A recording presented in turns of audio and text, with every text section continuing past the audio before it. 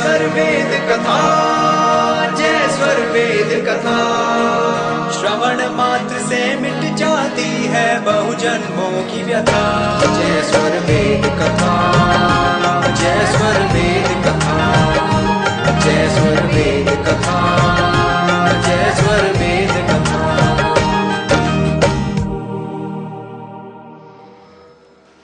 जिसका कभी नाश नहीं होता, शरीर नष्ट हो जाता है, आत्मा नष्ट नहीं होती। तो साधक इस विवेक ज्ञान से सदैव अपने को पूर्ण रखता है और आत्मा के कल्याण के लिए, आत्मा के उद्धार के लिए सतत प्रयत्नशील रहता है। आत्म तत्व के प्रति सदैव वह जागरूक रहता है। सतगुरुदेव ने बड़ी सुंदर उपमा दी है। इंद्रिय अश्व अरु मन रज्जु, बुद्धि सारथी जान, आत्मरथी रथ देह है, त्रिगुण भाव पथ ज्ञान। कहा कि ये शरीर रूपी एक रथ है। कितना सुंदर सर्व साधन संपन्न यह शरीर है मानव का। तो कहा ये एक रथ के समान है। रथी कौन है? कौन चला रहा है इस शरीर को? तो आत्मा चला रही है। दृश्य शरीर का अदृश्य आधार वह आत्म तत्व है। शरीर दिखलाई पड़ता है, आत्मा इन भौतिक नेत्रों से प्रत्यक्ष नहीं होती, लेकिन दृश्य शरीर का वही अदृश्य आधार है। उसी अदृश्य आधार पर यह दृश्य शरीर प्रवाहित है, चलायमान है। तो कहा कि यह शरीर रथ है और आत्मा रथी है। रथ में घोड़े लगे रहते हैं ना, जो रथ को आगे बढ़ाते हैं। शरीर में इंद्रियां हैं जो शरीर को आगे खींच रही हैं, आगे बढ़ा रही। जिस प्रकार रथ के घोड़े रथ को आगे बढ़ा रहे हैं, उसी प्रकार इस शरीर रूपी रथ को हमारी जो इंद्रियां हैं वे आगे बढ़ा रही हैं, आगे ले जा रहे हैं। शरीर का कार्यक्रम बढ़ता जा रहा है। लगाम मन को कहा, अगर लगाम पर नियंत्रण न रहे तो ये घोड़े तो गलत रास्ते पर भी जा सकते, गड्ढे में भी गिर जाएंगे, रथ को गिरा देंगे। कौन कष्ट प्राप्त करेगा? जो रथ पर सवार है, जो रथी है, वह कष्ट को प्राप्त होता है, दुख का अनुभव करता है, दुख की अनुभूति करता है। तो कितने सुंदर उपमा से सद्गुरुदेव ने यह बतलाया कि शरीर क्या है, मन क्या है, बुद्धि क्या है, इंद्रियां क्या है। बुद्धि सारथी तत्व है, विवेचन की शक्ति उसके पास है, निर्णय की शक्ति उसके पास है। और यह शरीर रूपी रथ ठीक दिशा में, सही मार्ग में सदैव आगे बढ़ता रहे, इसीलिए मन रूपी लगाम पर नियंत्रण आवश्यक बतलाया गया है।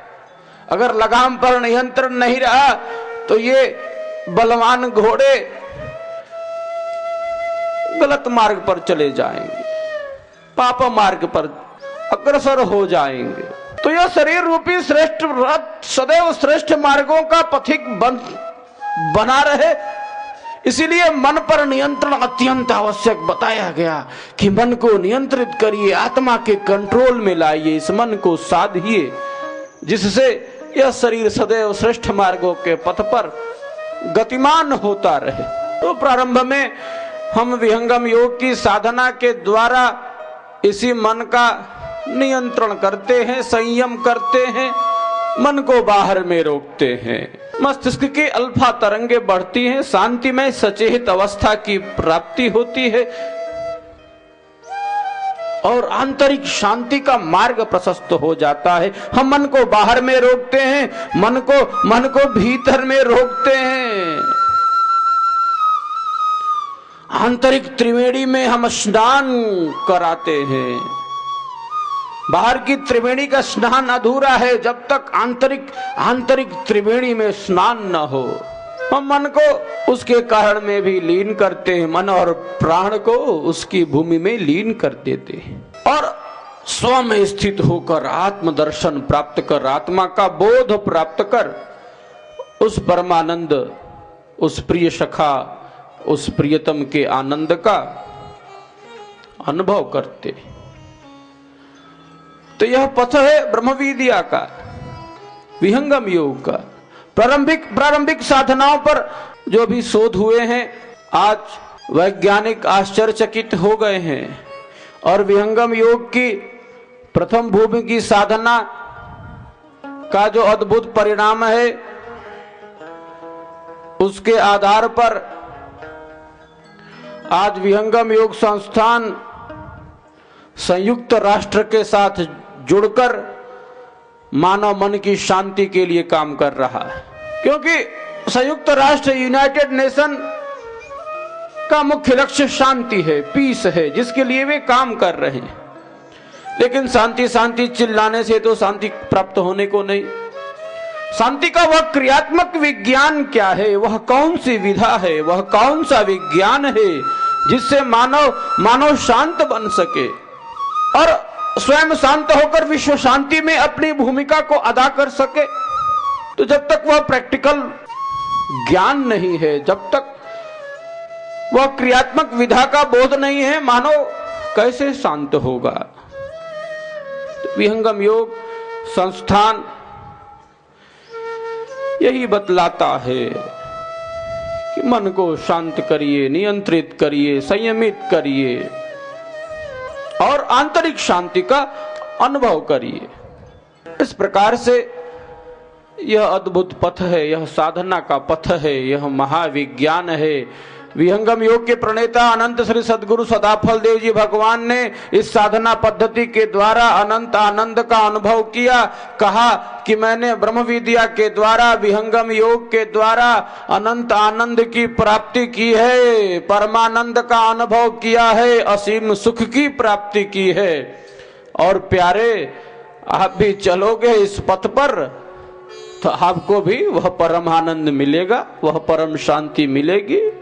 ये सीधी सी बात है, ये सीधा सा सादा सा ब्रह्म विद्या विहंगम योग का पथ है जो सद्गुरुदेव के सिद्धांत और उनके साधनात्मक पक्ष के आधार पर चल रहा है। चलते हैं स्वर वेद में और तन्मय होकर स्वर वेद की दिव्य वाणियों का हम श्रवण करते हैं। ये अमोघ वाणी है, ये दिव्य वाणी है, साक्षात के धर्मा ऋषि की वाणी है, ये अनुभव पूर्ण वाणी है। तन्मय होकर इन वाणियों का सभी श्रवण करें।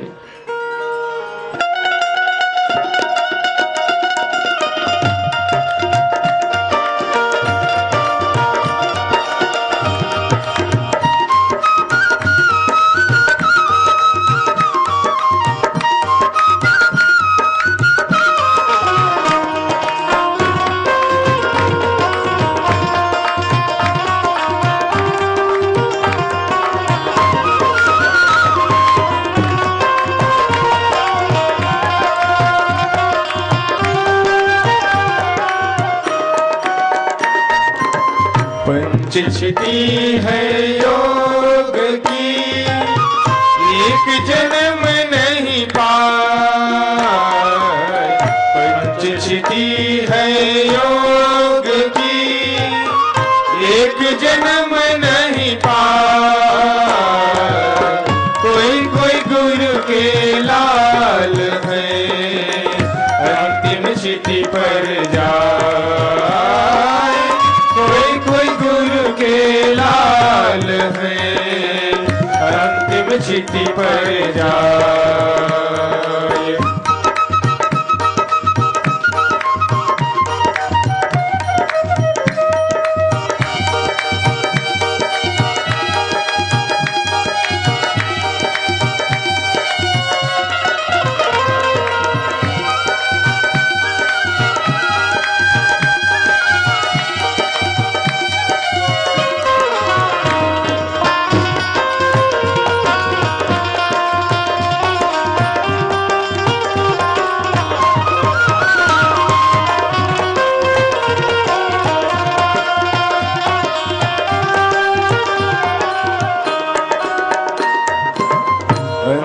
अंतिम क्षिति उपलब्ध में जीवन मुक्त पद हो।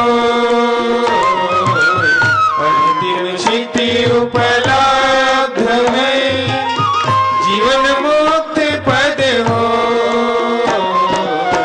ताम कोई एक आप्त है मत दृष्टा ऋषि सोय। ताम कोई एक आप्त है मत दृष्टा ऋषि सोय।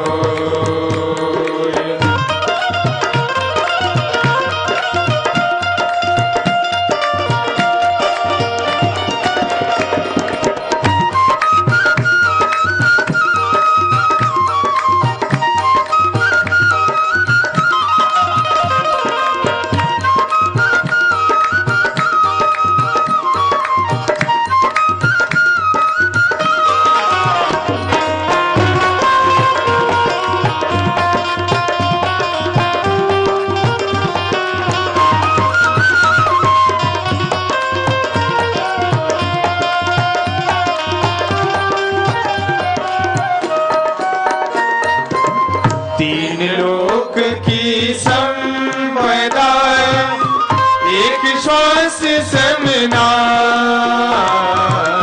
तीन लोक की संपदा एक श्वास समना। बाहर से अंदर रहो शांति महापथ मान। बाहर से शांति महापथ मान।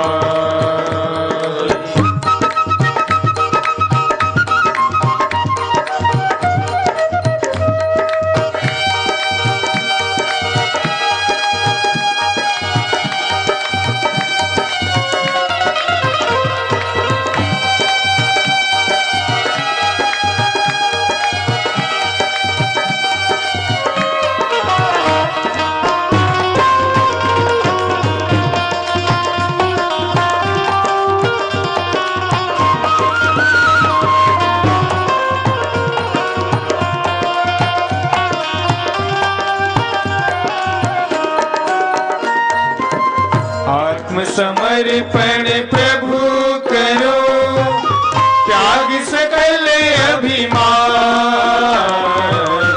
आत्मसमर्पण प्रभु करो त्याग सकल अभिमान। बल बल पूर्ण करे सुबुद्धि सुबोध सज्ञान। बल बल पूर्ण करे सुबुद्धि सुबोध सज्ञान। इस प्रकार से इन वाणियों में अद्भुत प्रकाश प्राप्त होता है कि आत्मसमर्पण कब होगा, आत्मसमर्पण की युक्ति क्या है। भक्ति को आत्मसमर्पण का योग कहते हैं, लेकिन स्वयं का ज्ञान है नहीं, आत्मज्ञान है नहीं, तब समर्पण किस आधार पर होगा। मन के द्वारा, वाणी के द्वारा, बुद्धि के द्वारा, इंद्रियों के द्वारा, तो वह क्षणिक समर्पण होता है, विनाशी हो जाता है। और जब स्वयं का ज्ञान होता है, जब स्वयं का बोध होता है, जब स्वयं का परिचय प्राप्त होता है, आत्मा के द्वारा ही आत्मा का ज्ञान प्राप्त होता है। जब अक्षर का प्रकाश प्राप्त होता है, वह तुरीय अवस्था है। ब्रह्मण्याधाय कर्माणि संगम त्यक्त्वा करोति यः लिप्यते न स पापेन पद्म पत्र मीमांभसा। कमल का पत्ता जल में है और उससे निर्लिप्त है। संसार में रहते हुए किस प्रकार संसार से अपनी चेतना को भिन्न भी कर लेना है, शरीर में रहते हुए किस प्रकार से अपनी चेतना को इससे भिन्न कर लेना है, स्वयं में स्थित होना है, जड़ता से उपरम होकर, इंद्रियों से उपरम होकर, स्वयं के स्वरूप में स्थित होकर, आत्मा के स्वरूप में स्थित होकर आत्मज्ञान प्राप्त कर किस प्रकार परमानंद का आनंद अनुभव, असीम आनंद, असीम शांति का साधक अनुभव करता है, यह ब्रह्म विद्या का क्षेत्र है, यह ब्रह्म विद्या की महानता है, यह ब्रह्म विद्या का वैशिष्ट्य है, यह विहंगम योग की विशेषता है, जो इस समस्त आध्यात्मिक अनुभवों से हमें ओतप्रोत बना देती है। आत्मा अपने उस प्रिय सखा, उस परमात्मा, उस विभू चेतना के साथ जुड़ जाती है, जिससे अनंत आनंद का, अनंत शांति का अनुभव मानव प्राप्त करता है। तो यह विहंगम योग का पथ है जो मानव को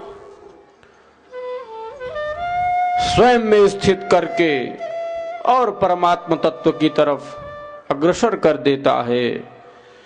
दुखों, कष्टों और समस्याओं से दूर होकर, तापों से दूर होकर, शुद्ध स्वरूप में स्थित होकर, आत्म स्वरूप में स्थित होकर आत्मा के उद्धार का, कल्याण का यह मार्ग है, यह शांति का मार्ग है, यह अध्यात्म का विज्ञान है। जिस प्रकार भौतिक विज्ञान के द्वारा भौतिक पदार्थ जाने जाते हैं, उसी प्रकार अध्यात्म के इस चेतन विज्ञान के द्वारा चेतन पदार्थों की अनुभूति होती है। आत्म तत्व और परमात्म तत्व का अनुभव, आनंद प्राप्त होता है। आप सब हर तरह से, हर क्षेत्र में सर्व उन्नति को प्राप्त करें, भौतिक एवं आध्यात्मिक उन्नति प्राप्त करें, आपका कल्याण हो, आप शांति की प्राप्ति करें, आप आनंद का अनुभव करें। इसी मंगल वचनों के साथ आज प्रथम दिवस मैं अपनी वाणी को विराम देता हूं और आपके कल्याण की एक बार पुनः प्रार्थना करता हूं। बोलिए सद्गुरुदेव की। सद्गुरु सदाफल देव रचित स्वरवेद विहंगम योग का संपूर्ण दर्शन प्रस्तुत करता है, जिसका प्रैक्टिकल आप भी अपने घर परिवार में रहते हुए कर सकते हैं। 5 कोटियों की ये साधना शुरू होती है मन को स्थिर करने से, जिससे भूमि पर मन का प्रकाश प्रकट होता है और साधक अपार शांति का अनुभव करने लगता है। मात्र 10 मिनट सुबह शाम के अभ्यास से प्राप्त लाभ ने आज विश्व के वैज्ञानिकों को आश्चर्यचकित कर दिया है।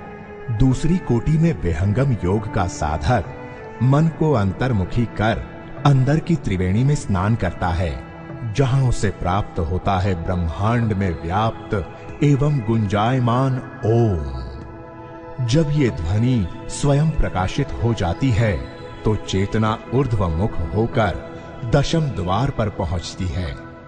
यही ब्रह्मरंध्र या मोक्ष का द्वार है, जिसके खुले बिना जन्म जन्मांतर की दास्ता से मुक्ति संभव ही नहीं। विहंगम योग की तीसरी कोटि में सद्गुरु दया से बिना किसी कुंभक प्राणायाम के सहज में कुंडलिनी जागरण हो जाता है और दशम द्वार के खुलते ही अक्षर ब्रह्म का प्रकाश आत्मा को प्राप्त होने लगता है।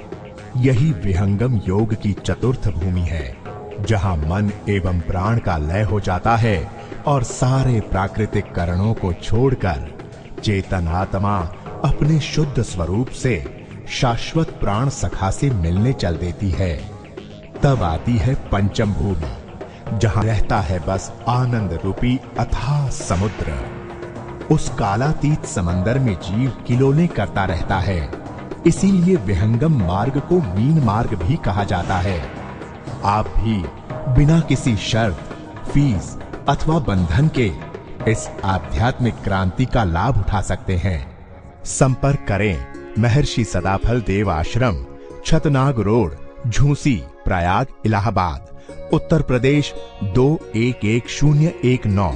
संपर्क सूत्र 0995611877, 0532 256 7204, 0532 20900448।